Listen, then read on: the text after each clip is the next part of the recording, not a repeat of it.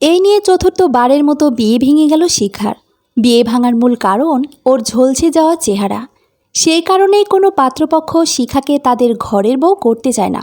আর যারাও বা চায়, মোটা টাকার বিনিময়ে শিখাকে নিতে চায়, যেটা শিখা চায় না। তাই তো এবারও ওর বিয়েটা ভেঙে গেল। কারণ এটাই, পাত্রপক্ষ শিখার বাবার কাছে নগদ 1 লক্ষ টাকা চেয়েছেন, আর ছেলের জন্য বাইক আর 4 ভরি স্বর্ণ চেয়েছে, যা শিখার বাবার পক্ষে দেওয়া কোনো দিন সম্ভব না। তাই তো শিখা এই বিয়েটাও ভেঙে দিয়েছে।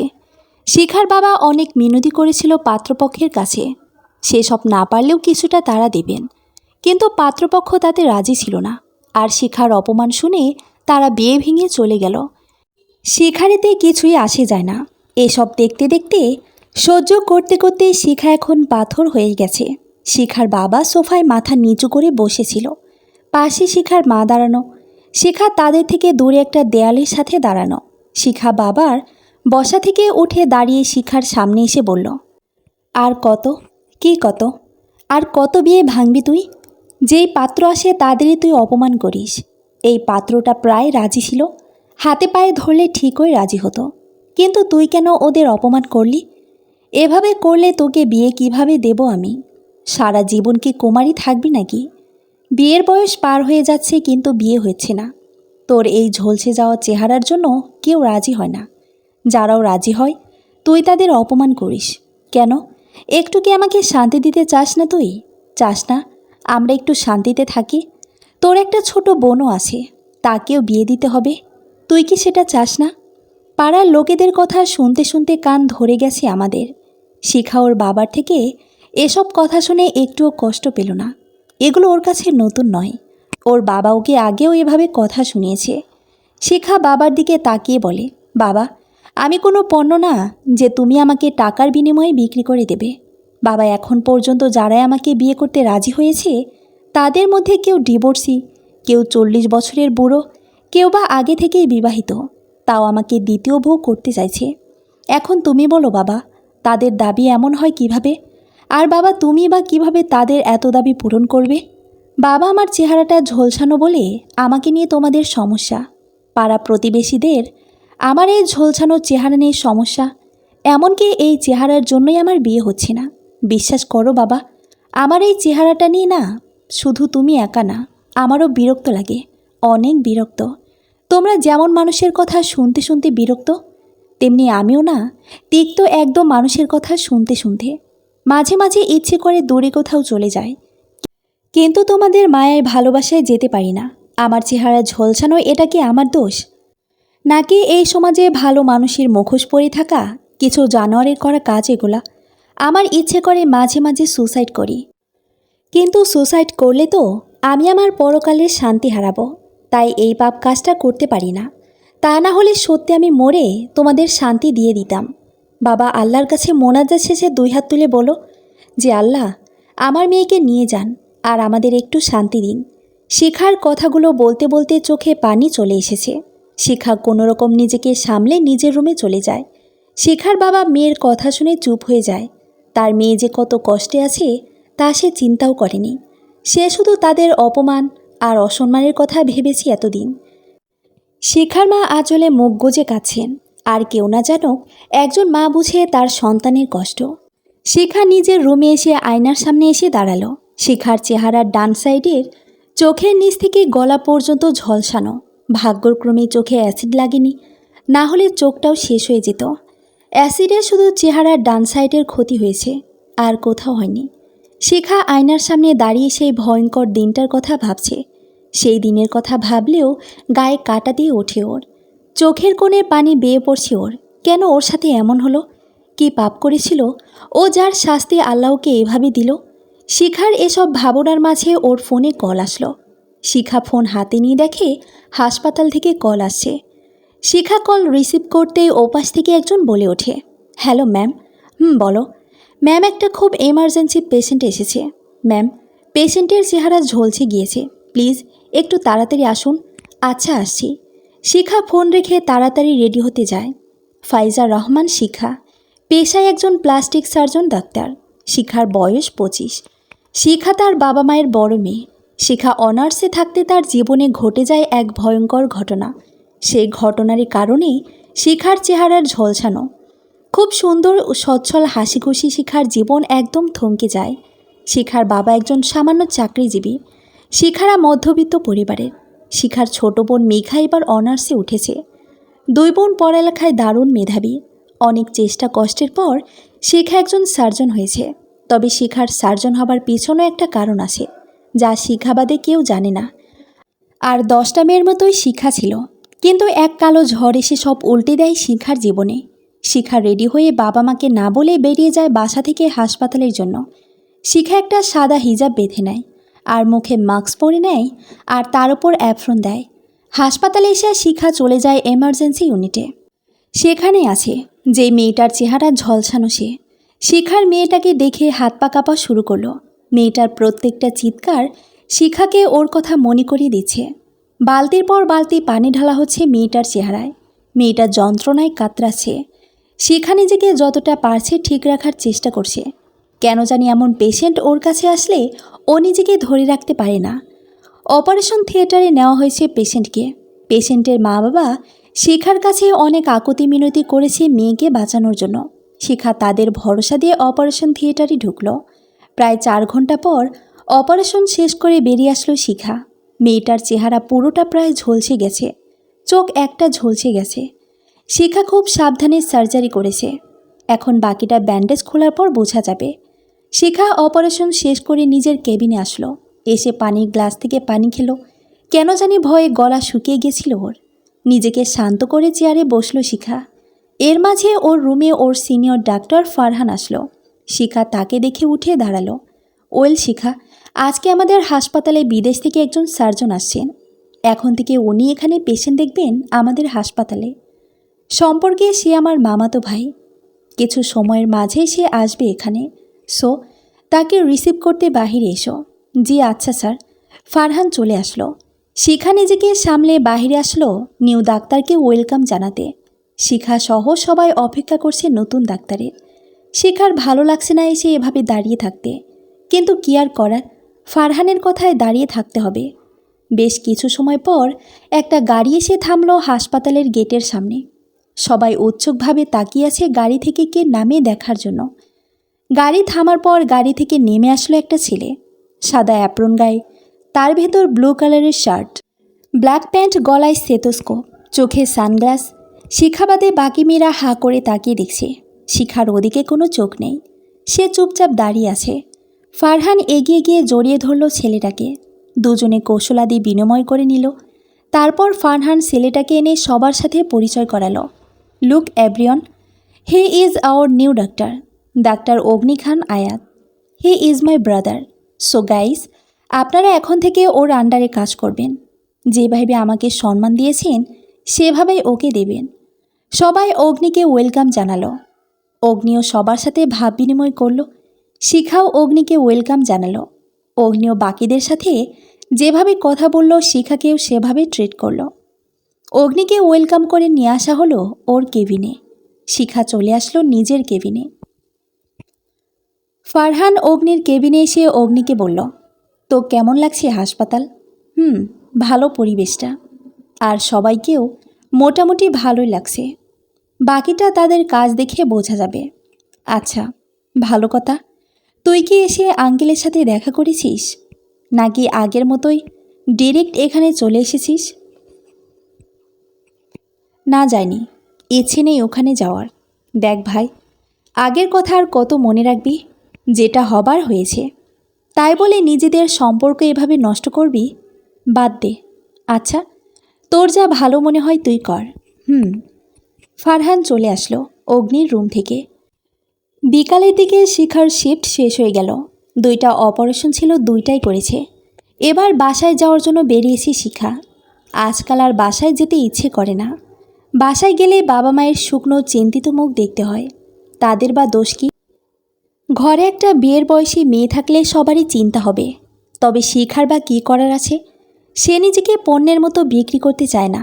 শিখা চায় এমন একজন তাকে নিজের সঙ্গী করুক, যে তার বাহিরের সৌন্দর্যকে না, তার ভেতরটাকে ভালোবাসবে। শিখা জানে না এমন কাউকে সে কোনোদিন পাবে কিনা। তবে সে বিশ্বাস করে আল্লাহ একদিন না একদিন সব ঠিক করে দেবে। শিখা বাসায় চলে আসলো। বাসায় এসে ফ্রেশ হয়ে নিল শিখা। শিখার মা শিখার জন্য খাবার রুমে দিয়ে গেল। শিখার মা ভালোই জানে তার মেয়ে খাবার টেবিলে খেতে আসবে না, তাই সে খাবার ঘরে দিয়ে গেল। শিখা খাবারের প্লেট হাতে নিয়ে খাবার খেয়ে নিল। খাবার খেয়ে শিখা ফোন হাতে নিল। শিখা ফেসবুকে একটা গল্প পড়ছে। সাদিয়া খান মনের এক কাপ চা গল্পটা পড়ছে। ভালো লাগে শিখার গল্পটা। খুব কষ্টে শিখার লেখিকার আইডিতে নিজের জায়গা করে নিয়েছে। এছাড়াও বিভিন্ন গল্পের গ্রুপে সে জয়েন আছে। অবসর সময়ে শিখা বই গল্প পড়েই কাটায়। গল্প পড়তে পড়তে ঘুম চলে আসে শিখার। ফোনের ডাটা অন রেখে ঘুমিয়ে যায় শিখা। অন্যদিকে অগ্নি বাসায় আছে সন্ধ্যায়। অগ্নি ওর নানু আর বোনের সাথে থাকে এক বাসায়। অগ্নি পেশায় একজন ডাক্তার। অগ্নির মা ছোটবেলায় মারা যায়। তখন অগ্নির বয়স 7 আর ওর বোনের 4 বছর। তাই অগ্নির দাদু অগ্নির বাবাকে আবার বিয়ে করান, যাতে নতুন মা এসে অগ্নি আর ওর বোনকে মেঘাকে দেখাশোনা করে। কিন্তু অগ্নি নিজের মায়ের জায়গায় কাউকে দিতে চায়নি। অগ্নি শুরু থেকে ওর বাবার দ্বিতীয় বিয়ে করাটা মনে হয়েছে ওর বাবা নিজের সুখের জন্য বিয়ে করেছে আবার। কিন্তু অগ্নির এই ভুল ধারণাকে বদলাতে পারেনি। অগ্নির নতুন মা আয়েশাও তার ভালোবাসা দিয়ে অগ্নির ধারণা পাল্টাতে পারেনি। অগ্নির ধারণা আয়েশা ওর মায়ের জায়গায় কেড়ে নিয়েছে। এভাবে 3 বছর যাওয়ার পর আয়েশা মা হবে জানতে পেরে সবাই খুব খুশি হয়, কিন্তু অগ্নি খুশি হয়নি। কারণ অগ্নি অনেকের মুখে শুনেছে যে সৎ মায়ের নিজের বাচ্চা হলে পরের বাচ্চার প্রতি তার ভালোবাসা থাকে না। অগ্নির সেই ধারণা থেকেই অগ্নি ওর বোনকে নিয়ে ওর নানুর কাছে চলে আসে। অগ্নির বাবা হাজার চেষ্টা করেও আর ফেরাতে পারেনি ছেলেকে। সেই থেকে আলাদা থাকে অগ্নি ওর ফ্যামিলি থেকে। অগ্নি ফ্রেশ হয়ে এসে সোফায় বসল। মাথায় ব্যথা করছে হঠাৎ করে ওর। সারাদিন জার্নি, তারপর হাসপাতাল, সেজন্য হয়তো মাথা ধরেছে। মেঘা হাতে করে কফি নিয়ে এসেছে দাদা ভাইয়ের জন্য। মেঘা অগ্নির রুমে এসে দরজায় নক করল। দা ভাই আসবো? আয়, তুই কবে থেকে অনুমতি নেওয়া ধরলি রুমে আসার জন্য? আরে তুমি মাথায় হাত দিয়ে বসেছিলে, তাই ভাবলাম রেগে আছো নাকি, তাই নক করলাম। আচ্ছা নাও, কফি খাও, মাথা ব্যথা কমে যাবে। আর তারপর খেতে আসো, নানু অপেক্ষা করছে। আচ্ছা যা, আমি আসছি। অগ্নি কফিটা খেয়ে নিচে আসলো খাবার খেতে। প্রতিদিন রুটিন মাফিক অগ্নির নানু 2 নাতি নাতিকে খাইয়ে দিলেন, তারপর নিজে খেলেন। খাওয়া দাওয়া শেষ করে অগ্নি নিজের রুমে আসলো। রুমে এসে বিছানায় গা এলিয়ে দিতেই ঘুমিয়ে গেল অগ্নি। সকাল সকাল শিখা রেডি হয়ে হাসপাতালে চলে আসলো। হাসপাতালে এসে শিখা আগে গতকালকের মেয়েটাকে চেক আপ করে নিল। মেয়েটার মুখের ব্যান্ডেজ 3 দিন পর খুলবে। ইতিমধ্যে পুলিশ কেসও হয়ে গেছে। জানা গেছে মেয়েটাকে ওদের এলাকার কিছু ছেলেরা বিরক্ত করত। একদিন মেয়েটা রেগে ছেলেটাকে অপমান করে, যার কারণেই মেয়েটাকে ছেলেগুলো অ্যাসিড দিয়ে ঝলসে দিয়েছে। মেয়েটার মা বাবা হাউমাউ করছে এখনও। একমাত্র মেয়ে তাদের। শিখার সব শুনে অনেক খারাপ লাগলো। শিখা মেয়েটাকে দেখে এসে নিজের কেবিনে বসলো। এদিকে অগ্নি রেডি হয়ে আসলো হাসপাতালে। হাসপাতালে এসে সবাইকে অগ্নি নিজের কেবিনে ডাকলো। অগ্নির কেবিনে সবাইকে আসার কথা শুনে শিখাও সেখানে গেল। সবাই এসে দাঁড়িয়ে আছে অগ্নির কেবিনে। অগ্নি সবাইকে উদ্দেশ্য করে বলে, আমি আপনাদের সাথে একদম নতুন, আপনারাও আমার কাছে নতুন। আপনাদের সাথে আমি কাজ করব। আপনারা আমার থেকে কিছু জানবেন, তাই কাজ করার আগে আপনাদের সাথে আমার পরিচিত হতে হবে। সো গতকাল আমার পরিচয় তো দিয়েছিল ফারহান, এখন আপনারা আপনাদের পরিচয়টা আমাকে দিন। একে একে সবাই সবার পরিচয় দিল। এবার শিখার পালা। অগ্নি শিখার দিকে তাকিয়ে বলল, এবার আপনার পরিচয় দিন মিস। আমি Faiza Rahman Shikha. Okay, nice to meet you. So আপনারা এখন যেতে পারেন। আমি সর্বকাজে আপনাদের সাহায্যের হাত কামনা করছি। অগ্নির কথা শুনে সবাই যে যার মতো চলে গেল। শিখাও চলে আসলো ওর রুমে। শিখার রুম আর অগ্নির রুম একদম সামনাসামনি। অগ্নির রুম থেকে শিখার রুম একদম ক্লিয়ার দেখা যায়। অগ্নি কাজ করছিল। কাজের মাঝে চোখ গেল শিখার কেবিনে। শিখা আজকে ওড়না দিয়ে মাথায় চুলগুলো ঢেকে রেখেছে আর মুখে মাস্ক পরা। অগ্নির খেয়াল করে দেখল শিখার ওড়না বেদ করে শিখার ছোট ছোট চুলগুলো ওর কপালে এসে পড়ছে। শিখা ওর হাত দিয়ে চুলগুলো সরাচ্ছে আর একটা ফাইল দেখছে। শিখার চোখে মুখের বিরক্তি এসে গেছে এবার। অগ্নি নিজের কেবিন থেকে এই দৃশ্য দেখে আপন মনে হেসে দিল আর বলল, বাহ, নারীর বিরক্তমাখা মুখশ্রী যে এতটা আকর্ষণীয় লাগে তা আজ না দেখলে জানতাম না। অগ্নি শিখার দিক থেকে এবার চোখ সরিয়ে নিল। শিখা যদি দেখে ফেলে তাহলে কি না কি ভাববে, সেজন্য চোখ সরিয়ে নিল। অগ্নি আবার নিজের কাজে মন দিল। আজ বিকেলে একটা সার্জারি আছে, অগ্নি রেডি হচ্ছে সেটার জন্য। অগ্নির সাথে থাকবে শিখা, দুজনে মিলে সার্জারি করবে। বিকালের সময় মতো সার্জারি শুরু হলো। সার্জারি শেষ করে শিখা অগ্নি বেরিয়ে আসলো। অগ্নি সার্জারির সময় খেয়াল করেছে শিখার হাত পা কেমন কাঁপছিল, কেমন নার্ভাস হয়ে যাচ্ছিল। শিখা কোনো মতে চলে আসলো নিজের কেবিনে। কেবিনে এসে মাস্ক খুলে জোরে জোরে শ্বাস নিল। কোনো ঝলসে যাওয়া চেহারার সার্জারি করতে গেলেই শিখার এমন হয়। এই ঝলসে যাওয়া মেয়েদের মাঝেও নিজেকে দেখতে পায়। শিখা জানে এই যন্ত্রণা কতটা কষ্টের। শিখা গ্লাস থেকে পানি খেয়ে নিল। নিজেকে শান্ত করার চেষ্টা করছে শিখা। অগ্নি নিজের কেবিনে যাওয়ার পথে শিখার কেবিনের দিকে তাকিয়ে দেখল শিখা অপর সাইডে ঘুরে দাঁড়িয়ে আছে। মাঝে মাঝে হালকা হালকা কেঁপে কেঁপে উঠছে সে। অগ্নি শিখার রুমে নক করে বলল, miss Shikha, are you right? আচমকা পিছন থেকে অগ্নির আওয়াজ পেয়ে চমকে যায় শিখা। জলদি মুখে মাস্ক লাগিয়ে ওড়না দিয়ে ভালো করে মাথা ঢেকে নেয়। তারপর সামনে ঘুরে অগ্নিকে বলে, ইয়েস স্যার, আমি ঠিক আছি। আপনি এখানে কোনো দরকার স্যার? না, আমার কোনো দরকার নেই। আমি যাচ্ছিলাম, দেখলাম আপনি কেমন করছেন, তাই ভেতরে আসছিলাম। শরীর খারাপ করলে বাসায় চলে যান। এমনিও এখন তো যাওয়ার সময় হয়ে এসেছে। জি স্যার। অগ্নি শিখার রুম থেকে চলে আসলো। অগ্নি যাওয়ার পর শিখা সব গুছিয়ে চলে আসলো। বাসায় যেয়ে লম্বা একটা শাওয়ার নিতে হবে, তাহলে ভালো লাগবে ওর। শিখা চলে যায়। অগ্নি নিজের কাজের মাঝে শিখার কেবিনের দিকে তাকালো। শিখা চলে গেছে। অগ্নিও নিজের কাজে খেয়াল দিল। এদিকে শিখা বাসায় এসে লম্বা একটা শাওয়ার নিল। শাওয়ার নিয়ে খেয়ে নিল। শিখা এখনও ওর বাবার সাথে কথা বলেনি। শিখার বাবাও আসেনি শিখার সাথে কথা বলতে। শিখা নিজের রুমে বসেছিল। শিখার মা বাবা আর বোন সোফার রুমে বসেছিল। তখন ওদের বাসার দরজায় কেউ বেল দিল। শিখার মা উঠে দরজা খুলে দেখে রিফাতের মা এসেছে। রিফাতের মাকে দেখে রাগে শরীর জ্বলছে শিখার। মায়ের তবুও দরজা থেকে সরে ভেতরে আসতে বলল। রিফাতের মা ভেতরে আসতেই শিখার বাবা তাকে দেখে বলল, আপনি? জি ভাইজান, আমি। কি চাই আপনার এখানে? ভাইজান দেখুন, আমি জানি আপনারা আমাদের ওপর রেগে আছেন, আর রাগটা স্বাভাবিক। তবে ভাইজান, আমি আপনাদের কাছে আসছি ক্ষমা চাইতে। ক্ষমা? কিসের ক্ষমা? আপনার ছেলে আমার মেয়েকে মাঝ রাস্তায় ছেড়ে দিল, কারণ আমার মেয়ের মুখ ঝলসে গেছিল। কই তখন কই ছিল ওর সেই ভালোবাসা? কই ছিল তখন আপনাদের এই সব? আপনি জানেন না আমার মেয়ে কতটা কষ্ট সাফার করেছে? কোনো আইডিয়া আপনাদের নেই। ক্ষমার কোনো কথাই আসে না। ভাইজান, আমি জানি আমরা যা করেছি শিখার সাথে সেটা অন্যায়।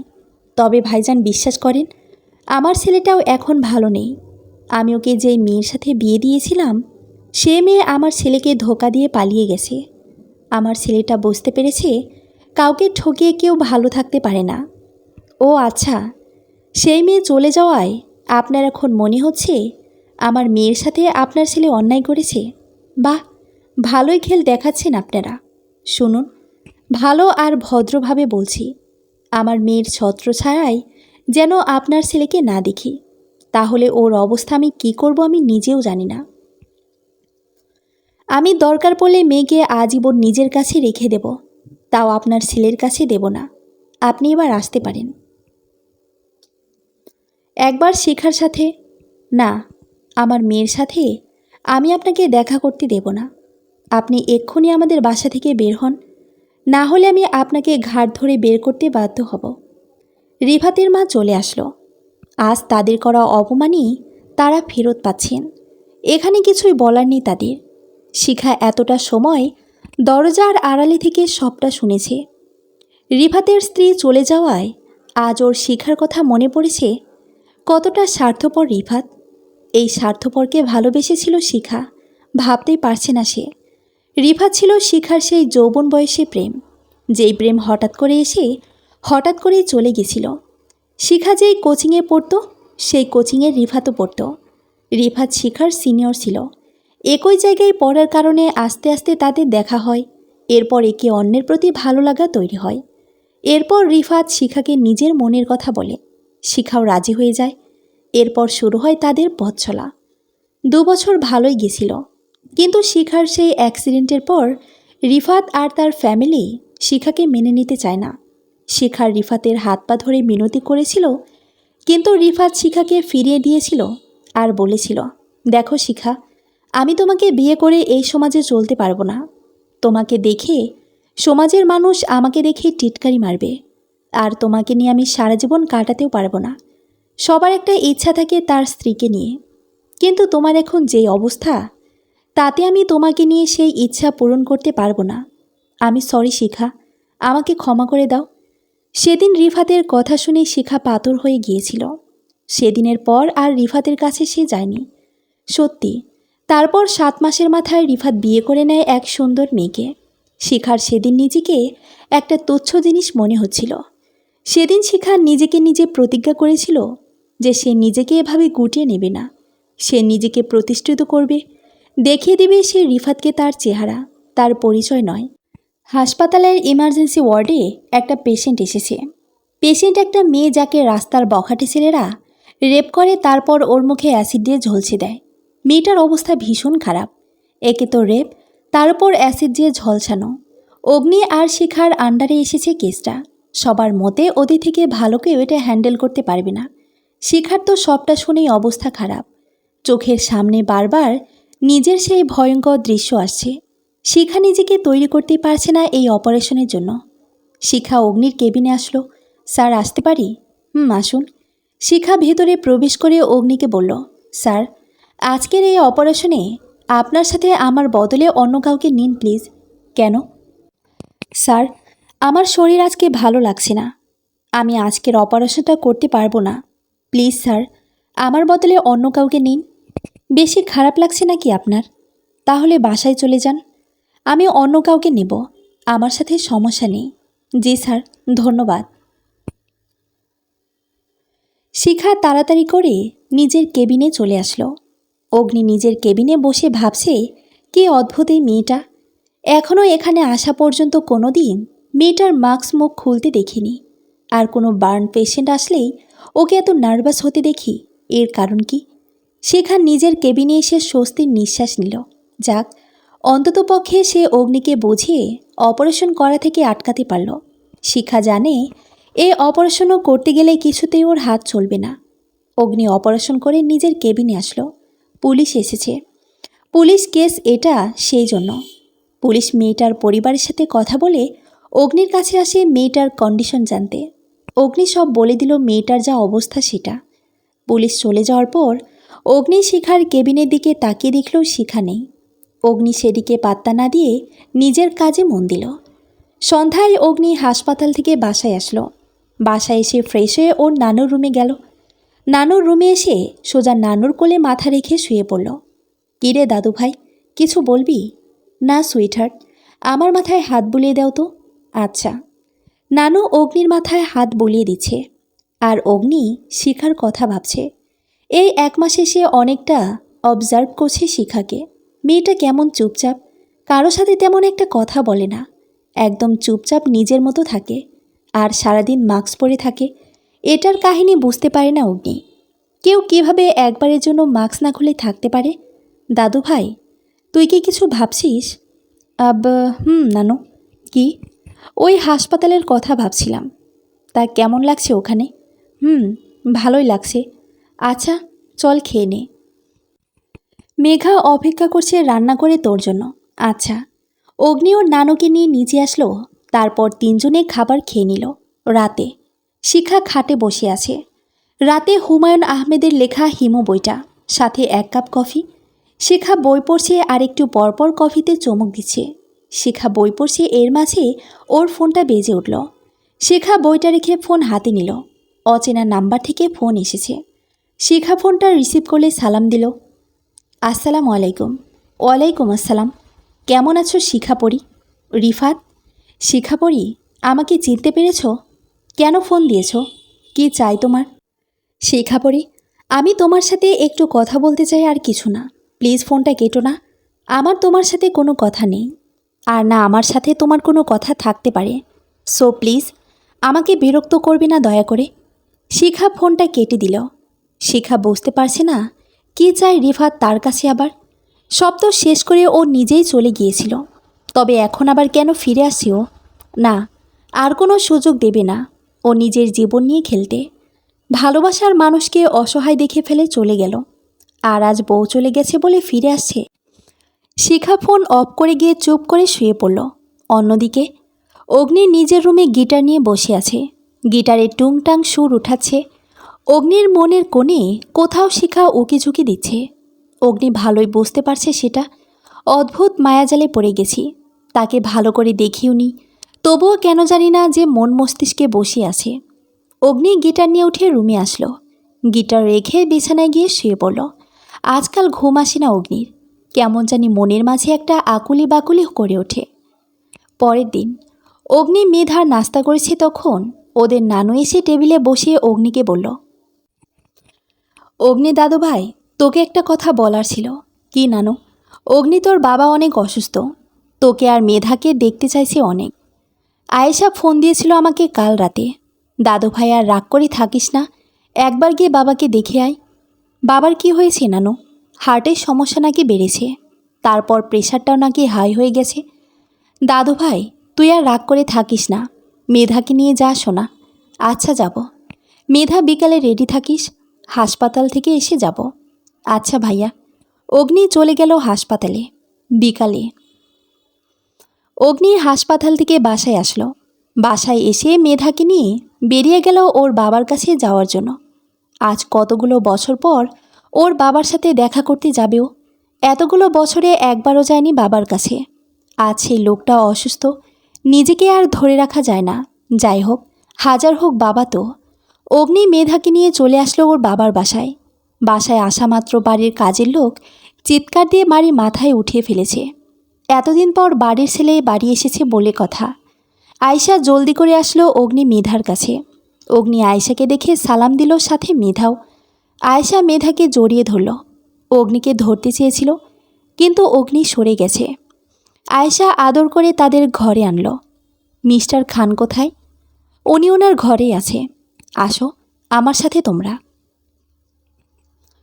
আয়েশার সাথে সাথে অগ্নি আর মেধা ওদের বাবার রুমে গেল। মিস্টার খান খাটে হেলান দিয়ে বসে আছেন চোখ বন্ধ করে। চোখ মুখ তার শুকিয়ে গেছে একদম।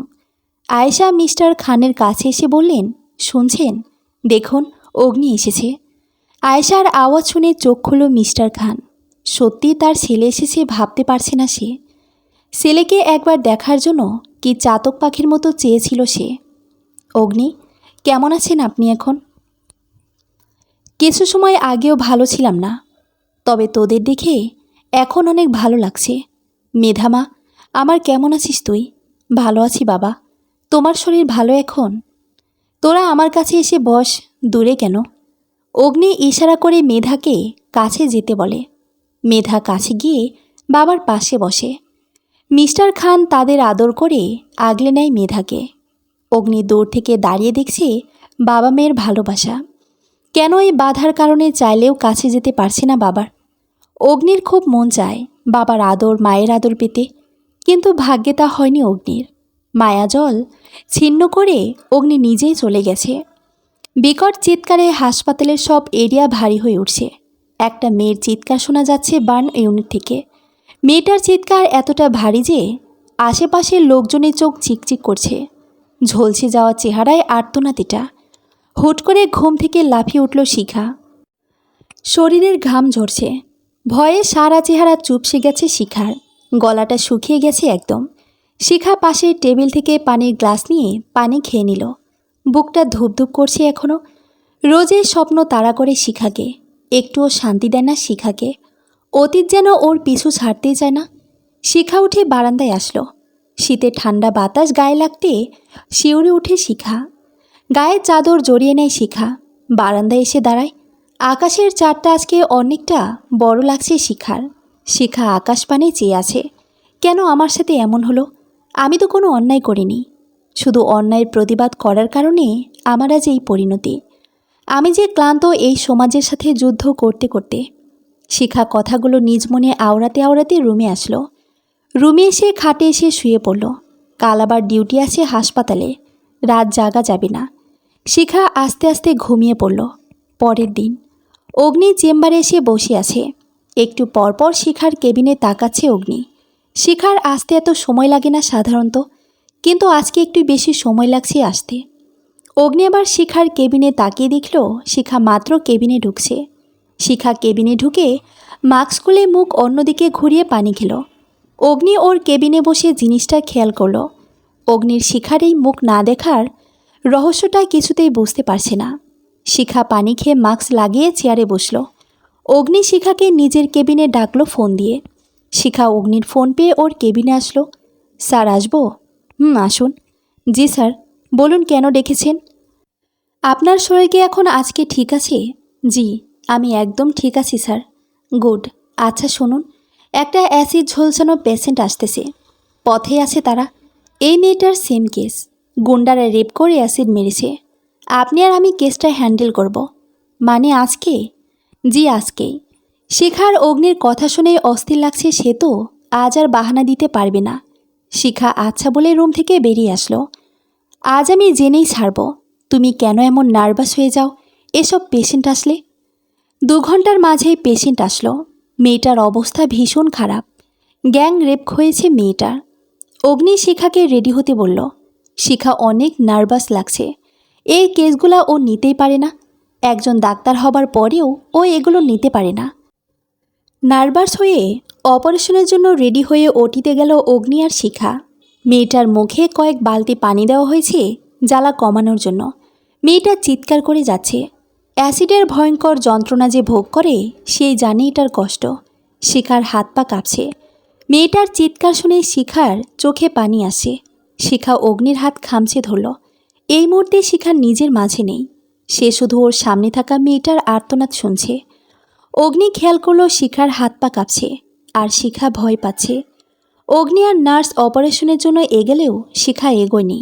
অগ্নি তা দেখে শিখাকে বলে, মিস শিখা এদিকে আসুন। শিখা এগোতে পারছে না, হবে না, ওকে দিয়ে এই অপারেশন। শিখা চিৎকার দিয়ে বলছে, আমি পারবো না করতে এই অপারেশন, আমি পারবো না স্যার, আমাকে দিয়ে হবে না, আমি পারবো না, কোনো দিন না। শিখা অপারেশন থিয়েটার দিয়ে দৌড়ে বেরিয়ে আসলো। শিখা ওয়াশরুমে এসে দাঁড়িয়ে চিৎকার করে কাঁদছে, আমি পারবো না, আমি যে জানি এই কষ্টের কথা, এই যন্ত্রণা আমি কিভাবে কাউকে বুঝাবো, আমি যে কেন পারি না এসব পেশেন্ট সামলাতে। শিখা নিজের কেবিনে এসে বসে কাঁদছে। আজ অগ্নি হয়তো অনেক রেগে যাবে। শিখা কিভাবে অগ্নিকে বোঝাবে যে ওর সমস্যা। অগ্নি অপারেশন শেষ করে ডিরেক্ট শিখার কেবিনে আসে। শিখা তখন মাথা নিচু করে বসে আছে। অগ্নি গিয়ে শিখাকে বসা থেকে টেনে উঠিয়ে দাঁড় করালো। তারপর শিখার দিকে তাকিয়ে বলল, সমস্যা কি আপনার? আমি সেই প্রথম থেকে দেখছি এরকম পেশেন্ট আসলে আপনি এই পেশেন্টদের কাজ নেন না। কেন, কি সমস্যা আপনার? আজ আপনার বলতে হবে। কেন আপনি কোনো অ্যাসিড ভিকটিম আসলে তাকে দেখে ভয় পান কেন, নার্ভাস হন? বলুন, আজ আপনি লুকাতে পারবেন না। শিখা অগ্নির জোড়াজড়িতে আরও ঘাবড়ে যায়। শিখা আমতা আমতা করে বলে, আমি আসলে, হ্যাঁ আপনি আসলে কি বলুন? স্যার আমি কি বলুন? কারণ স্যার আমি নিজেও অ্যাসিডের শিকার, চিৎকার করে কথাটা বলল শিখা। শিখার কথা শুনে অগ্নির শিখার বাহু ধরে আলগা করে দিল। শিখা চেয়ারে বসে কাঁদতে কাঁদতে বলতে শুরু করলো, সময়টা ছিল আমার কলেজে থাকাকালীন। আমি, আমার মা বাবা আর আমার বোন মেঘা, আমরা আগে এখানে থাকতাম না। আমরা থাকতাম আমাদের গ্রাম বরিশালে। আমার বাবা বরিশালে একটা চাকরি করতেন। সদ্য কলেজে ভর্তি হয়ে কলেজে যেদিন প্রথম যাই সেদিন কলেজের বখাটে কিছু স্টুডেন্টের পাল্লায় পড়ি। কলেজে রেগিং করছিল তারা। আমি যেহেতু এগুলো সম্পর্কে আগে জানতাম না, তাই আমার কাছে এই জিনিসটা একদম নতুন ছিল। কলেজে গিয়েই তাদের পাল্লায় পড়লাম। মোট 7 জন ছেলে র্যাগিং নিচ্ছিল। ওদের মাঝে একটা ছেলের নাম ছিল মুন্না। সে আমাদের এলাকার চেয়ারম্যানের ছেলে ছিল। সে আমার দিকে এগিয়ে এসে আমার দিকে একটা সিগারেট এগিয়ে দিয়ে বলে, মিস সুন্দরী নিন, একটা টান দিন এটাই। ওনার কথা শুনে আমার মেজাজটা খারাপ হয়ে যায়। আমি ওনাকে সবার সামনে থাপ্পড় মেরে বসি আর বলি, লজ্জা করে না আপনার? কলেজে এসে নিজে তো ধূমপান করছেন, আবার র্যাগিংয়ে নাম দিয়ে আমাদেরকেও করতে বলছেন।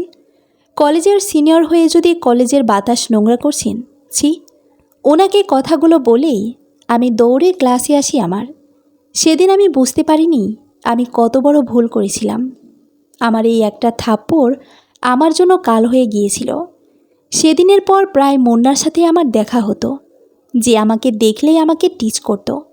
আমি প্রথমে এড়িয়ে গেলেও পরে আর থেমে থাকতে পারিনি। বাবাকে জানাই। বাবা চেয়ারম্যানকে জানালেন। তিনি বলেছিলেন তিনি তার ছেলেকে সাবধান করে দেবেন, কিন্তু না, তাতে কোনো লাভ হয়নি। উল্টো এতে মুন্না আমার উপর আরও রেগে যায়। সেদিন কলেজ থেকে ফেরার পথে ও আর ওর বন্ধুরা আমার রাস্তা আটকে দেয়। তোর অনেক দিমাগ, তাই না? নিজেকে কি মনে করিস তুই? সেদিন আমাকে কলেজের সবার সামনে থাপ্পড় মারলি, আমাকে অপমান করলি, আবার এখন আমার বাবার কাছে আমার নামে নালিশ করেছিস। খুব ভুল করেছিস আমার সাথে লেগে। এবার দেখ তোর কি অবস্থা করি আমি। আমাকে অপমান করা, তাই না? সেদিন মুন্না আমাকে থ্রেট দিয়ে চলে যায়। আমি মুন্নার থ্রেটে ভয় পাই। বাসায় জানাই। বাবা বলে কলেজে কয়েকদিন না যেতে। বাবার কথা মতো প্রায় 1 সপ্তাহ কলেজে গেলাম না। 1 সপ্তাহ পর কলেজে আসলাম। কলেজে এসে জানতে পারলাম মুন্না নাকি কলেজে কয়েকদিন আমার খোঁজ করেছে। আমি অনেক ভয় পেয়ে যাই শুনে, তবুও নিজেকে সামলে ক্লাস করলাম। বাসায় যাওয়ার জন্য আমার বান্ধবীদের খুঁজতেছিলাম, কিন্তু জানতে পারলাম ওরা আজকে কেউ আসেনি। তাই বাধ্য হয়ে আমি একাই বাসায় যাওয়ার জন্য বের হয়েছিলাম। অর্ধেক রাস্তায় আসতেই মুন্না আর ওর দলকে দেখতে পেলাম। ওরা বাইকে করে আমার রাস্তা আটকে দিল। আমি কিছু করে বা বুঝে ওঠার আগে ওরা আমার মুখে অ্যাসিড মেরে দিল। আমি সেই রাস্তায় চিৎকার করে লুটিয়ে পড়লাম। রাস্তার লোকজন আমাকে ধরতে এগিয়ে আসে, আর বাকি কিছু লোক মুন্নাদের ধাওয়া করলেও ওরা বাইকে থাকায় পালিয়ে যায়। ওখানকার লোকজন আমাকে ধরে বরিশাল মেডিকেলে নিয়ে আসে। আমার মা বাবাকে খবর দেওয়া হয়। আমি যন্ত্রণায় ছটফট করছিলাম। আমার মুখটা মনে হচ্ছিল পুড়ে গলে যাচ্ছে। ডাক্তাররা আমার মুখে পানির পর পানি ঠান্ডা পানি দিচ্ছিল। বাহিরে আমার মা বাবা আমার জন্য কাঁদছিল। একটা সময় আমি জ্ঞান হারিয়ে ফেলি। আমাকে জলদি করে এমার্জেন্সিতে নেওয়া হয়। আমার মা বাবা ওর থেকে ধার করে আমার জমানো টাকা দিয়ে আমার চিকিৎসা করানো শুরু করলো। অপারেশনের পর আমাকে ঢাকা মেডিকেলে পাঠানো হলো। আমার ডান সাইডে চোখ বাদে গলার ওপর পর্যন্ত সব ঝলসে গেছিল। ঢাকা হাসপাতালে এসে একজন দক্ষ সার্জনের হাতে আমার ডান ফেসের ঝলসে যাওয়া জায়গাটাটুকু সার্জারি করি। তবু আমার ফেসের এই ঝলসে যাওয়া দাগ দূর হয়নি। সুস্থ হয়ে বাসায় এসে যখন নিজেকে আয়নায় দেখি, তখন নিজে চিৎকার দিয়ে কেঁদে দিই। শুধু একটা থাপ্পড়ের জন্য আমার জীবনে কী থেকে কি হয়ে গেল। আশেপাশের লোকেদের থেকে জানতে পারি মুন্নাকে নাকি পুলিশ ধরেছিল, কিন্তু ওর বাবা তার ক্ষমতা দিয়ে ওকে ছাড়িয়ে এনেছে। সেদিন বুঝতে পেরেছিলাম ক্ষমতার দাপতে সবই হয়। বাড়ি ফিরে নিজেকে একদম ঘরবন্দি করে দিয়েছিলাম। কোথাও যেতাম না। আশেপাশের কিছু লোকজন আমাদের সমবেদনা দিত, আবার কেউ কেউ খারাপ কথাও বলতো যে আমার মুন্নার সাথে আমার কিছু ছিল, তাই মুন্না আমার সাথে এমন করেছে। সবার এসব কথা শুনে নিজেকে কি মনে হচ্ছিল জানি না। নিজের আত্মবিশ্বাস হারিয়ে ফেলেছিলাম। সুসাইড করতে চেয়েছিলাম, কিন্তু মা বাবার কথা ভেবে আর করতে পারিনি। তারপর সিদ্ধান্ত নিলাম যে ঢাকায় চলে যাব, সেখানে গিয়ে পড়াশোনা করব। সেই ভাবনা মতো চলে আসলাম ঢাকা। ঢাকায় এসে নিজেকে গড়ে তুলতে লাগলাম। আমার চেহারা দেখে অনেকেই অনেক কথা বলতো। প্রথমে খারাপ লাগলেও আস্তে আস্তে আমি নিজেকে শক্ত করলাম, আর এসবে পাত্তা দেওয়া বন্ধ করলাম। আস্তে আস্তে নিজেকে প্রতিষ্ঠিত করলাম, আর একজন ফেস সার্জারির ডাক্তার হলাম, যাতে আমার মতো কোনো নিরীহ মেয়ের এমন হলে তার চিকিৎসা করতে পারি। তারপর আমি এই হাসপাতালে এসে জব নিলাম, কিন্তু কোনো ঝলসে যাওয়া কেস আসলে আমি নিজেকে সামলাতে পারি না। আমার হাত পা কাঁপে, আমি অস্থির হয়ে যাই, পারি না নিজেকে ঠিক রাখতে। কথাগুলো বলে শিখা কান্নায় ভেঙে পড়ল। কান্না করতে করতে হিচকি উঠে গেছে ওর। শিখা নিজের চেহারা থেকে মাস্ক খুলে ফেলল। ঠিক এই কারণে আমি চেহারায় মাস্ক পরে থাকি, যেন কেউ আমার চেহারা না দেখে আর কোনো কথা বলতে না পারে। আমি নিজেকে সবসময় শক্ত রাখার ট্রাই করি, কিন্তু পারি না। অপারেশন থিয়েটারে ঢুকে ওই মেয়ের গলার চিৎকার আমাকে বারবার মনে করে দেয় সেই ভয়ঙ্কর যন্ত্রণার কথা। অগ্নি এতটা সময় ধরে শিখার কথাগুলো শুনেই যাচ্ছিল। শিখার অতীতের সব কথা শুনে অগ্নি একদম চুপ হয়ে গেছে। কতটা কষ্ট পেয়েছে শিখা, অতীতে সেটা কল্পনার বাহিরে। অগ্নি শিখার কাছে এগিয়ে এসে ওকে বুকে আগলে নেয়। তারপর শিখার মাথায় হাত বুলিয়ে দিয়ে বলে, চুপ, আর একটুও কাঁদবে না। মানুষের চেহারা দেখে তাকে যাচাই করে তারা আসল সৌন্দর্য চেনে না। চেহারা রূপের থেকে মানুষের মনটা আসল। আর আমি জানি তোমার একটা সুন্দর পবিত্র মন আছে, যেই মনে কোনো কালিমা নেই। আর আমি সেই জন্য তোমাকে ভালোবাসতে বাধ্য হয়েছি। আমি বিশ্বাস করো, এখানে আসার আগে থেকেই মায়ায় জড়াইনি, যতটা না আমি তোমার মায়ায় তোমায় না দেখে জড়িয়েছি। কারণ আমি তোমার ওই সুন্দর মনে প্রেমে পড়েছি। হ্যাঁ শিখা, আমি তোমাকে ভালোবাসি। আমি তোমাকে সারা জীবন নিজের সাথে নিজের পাশে রাখতে চাই। থাকবে কি তুমি আমার পাশে? অগ্নির এমন হুট করে করা প্রস্তাবে চমকে যায় শিখা। অগ্নির বাহুর বন্ধন থেকে বেরিয়ে এসে অবাক নয়নে বলে, আপনি এসব কী বলছেন মিস্টার অগ্নি? আপনার সাথে আমার কোনো দিন যায় না। আপনি অনেক সুদর্শন একজন মানুষ। আমার মতো একজনকে নিজের জীবনেই নিয়ে নিজের সুন্দর জীবনটা নষ্ট করবেন না প্লিজ। আমি আগে থেকেই বলেছি, আমি তোমার চেহারা নই, আমি তোমাকে ভালোবাসি। একটা কথা জানো তো, সৌন্দর্য হলো ক্ষণিকের জন্য, আর একটা মানুষ সারা জীবনের জন্য। আমি যদি তোমার সৌন্দর্যে প্রেমে পড়তাম, তাহলে একটা সময় তোমার সৌন্দর্য চলে গেলে আমার তোমার প্রতি আর ভালোবাসা থাকতো না। কিন্তু আমি তোমাকে ভালোবাসি, তাই তোমার সৌন্দর্য থাক না থাক তাতে আমার কিছু যায় আসে না। কারণ আমি ভালোবেসেছি তোমাকে। তোমার অদ্ভুত মায়াজালে জড়িয়ে গিয়েছি, সেটা অনেক আগেই বুঝতে পেরেছিলাম, তবে তোমাকে বলিনি। তাই আজ তোমার কাছে নিজের প্রণয়নের হাই বাড়িয়ে দিচ্ছি। তুমি কি আমাকে গ্রহণ করবে? প্রস্তাবে শিখার কী বলা উচিত শিখা জানে না। শিখা অগ্নির থেকে কিছুটা সময় চেয়ে নিয়ে বাসায় চলে আসলো। শিখা তো এমন একজনকে নিজের জীবনে চাইছিল, যে শিখাকে ভালোবাসবে তার সৌন্দর্যকে না। অগ্নি কি তবে সেই মনের মানুষ শিখার? সেদিনের পর শিখা অগ্নির সাথে অনেক ফ্রি হয়ে যায়, দুজনের মাঝে বন্ধুত্ব হয়ে যায়। তবে শিখা এখনও জানেনি অগ্নিকে কিছু। কয়েকদিন পর শিখা জানতে পারল তার গ্রামের আত্মীয়দের থেকে যে মুন্নার বাবা হার্ট অ্যাটাকে মারা গেছেন। আর মুন্না একটা মেয়ে রেপ করার কারণে তার 14 বছরের জেল হয়েছে। পাপ কোনো দিন ছাড়ে না, তাই তো মুন্নাকেও তার পাপ ছাড়েনি। আল্লাহ ঠিক ওর বিচার করেছে। আরও কয়েকদিন পর আজকে শিখা অগ্নিকে ওর কথা জানাবে। অনেক ভেবে শিখা সিদ্ধান্ত নিয়েছে যে আজ সে অগ্নিকে হ্যাঁ বলে দেবে। এই কয়েকদিনে অগ্নির অদ্ভুত মায়াজালে জড়িয়ে গেছে শিখা। না চাইতেও সে ভালোবেসে ফেলেছে অগ্নিকে। শিখা হাসপাতালে সে অগ্নির জন্য অপেক্ষা করছে, কিন্তু অগ্নি আজ এখনও আসে না। শিখা অপেক্ষা করেই চলেছে অগ্নির জন্য। না, অগ্নি আসেনি। সেদিনের পর 4 দিন হলো অগ্নি আসছে না হাসপাতালে। হাসপাতালের কেউ জানেও না কি হয়েছে। শিখা আর থাকতে না পেরে বাধ্য হয়ে হাসপাতাল থেকে অগ্নির ঠিকানে ওর বাসায় চলে আসলো। প্রথমবার শিখা ও অগ্নির বাসায় এসেছে। কেমন নার্ভাস লাগছে ওর। শিখা ভেতরে ঢুকলো বাসার। দরজায় কলিং বেল দিতেই একটা অল্প বয়স্ক মেয়ে এসে দরজা খুলে দিল। কাকে চাই? জি, অগ্নি স্যার আছেন? আমি হাসপাতাল থেকে এসেছিলাম। আসলে উনি 4 দিন আসছেন না হাসপাতালে, তাই। মেয়েটার শিখার মুখে অগ্নির কথা শুনে চুপ হয়ে যায়। আসুন, ভেতরে আসুন। শিখা মেয়েটার সাথে ভেতরে আসলো। অগ্নির নানি শিখাকে দেখে এগিয়ে আসলেন। কেউ? দাভাইয়ের হাসপাতালের ডাক্তার শিখা। দাভাই যার কথা বলতো। মেধার কথা শুনে অগ্নির নানু শিখার কাছে এগিয়ে এসে ওকে জড়িয়ে ধরে কান্নায় ভেঙে পড়ল আর বলল, তুই আসতে এত দেরি করলে কেন দিদি ভাই? তোর অগ্নিকে যে তোকে ফাঁকি দিয়ে চলে গেছে রে দিদি ভাই, সে যে চলে গেছে। নানুর কথা কিছুই বুঝতে পারল না শিখা। নানু, আপনি এসব কি বলছেন? আমি বলছি, আজ থেকে 4 দিন আগের রাতে দাভাই একটা রোগীকে দেখে বাসায় আসছিল। রাস্তায় একটা ট্রাকের সাথে দাভাইয়ের গাড়ির অ্যাক্সিডেন্ট হয়। দাভাই ওখানে স্পট ডেড হয়। মেধার কথা শুনে শিখা স্তব্ধ হয়ে যায়। ধপ করে সোফায় বসে পড়ল শিখা। মেধা আরও বলল, দাভাই প্রায় তোমার কথা আমাদের বলতো। তোমাকে অনেক ভালোবাসতো দাদাভাই।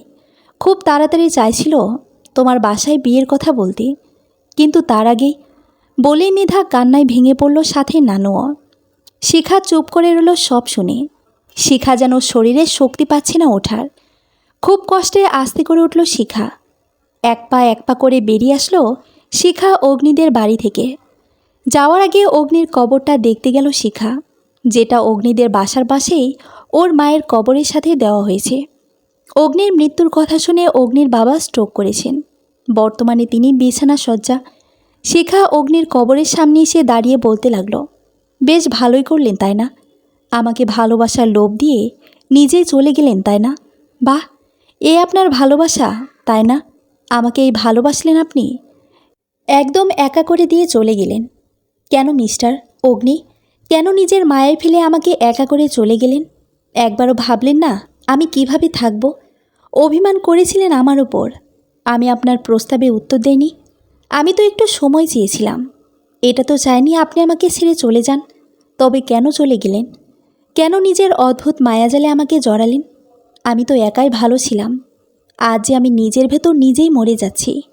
শিখা হাজার অভিযোগের পাহাড় নিয়ে বেরিয়ে আসলো। অগ্নির অদ্ভুত মায়াজালে বাধা পড়ে আজ শিখা একা হয়ে গেল। ভাগ্যের এমন পরিহাস মেনে নিতে পারা যায় না। শিখা নিজ মনে মনে বলতে বলতে যায়, অদ্ভুত মায়াজালে বেঁধে একা করে দিলে ভেবেছ কি প্রিয়, বাঁচব কী করে তুমিহীনা? হয়তো একদিন চলে যাব, তবে তোমার মায়াজালে আর কারো জায়গা হবে না। শিখার অদ্ভুত মায়াজালে যে শুধুই অগ্নিবন্ধী। সমাপ্ত।